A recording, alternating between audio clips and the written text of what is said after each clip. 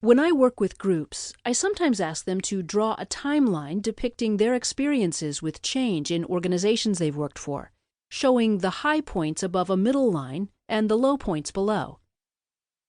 People draw jagged lines with dramatic ups and downs.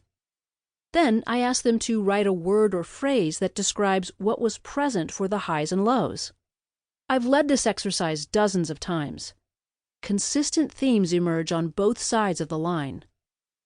Above the line, people describe the changes they experienced in this way. My opinion mattered. I had some control. I felt balanced. I had a choice. I had an opportunity for learning and growth. The change proved out. I felt personal agency. Below the line, some of the responses are exact opposites. For example, no control and no choice. Other descriptors reveal more about their experiences. I was blamed. There was unhealthy conflict. There was no support system. There were no transforming ideas. There was no time to integrate new ideas. I was overloaded. The change didn't fit the context. I had no voice. I have probed these responses to understand what was behind the experiences and to get a glimpse of the theory of change at work.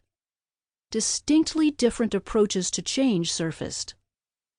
Above the line, people felt empowered to achieve outcomes within explicit constraints. They knew enough about the requested change and the context to make good decisions. They were guided by people who understood the larger context. They were engaged and creative. Below the line, responses are associated with highly directive changes, where people were told what to do and how to do it.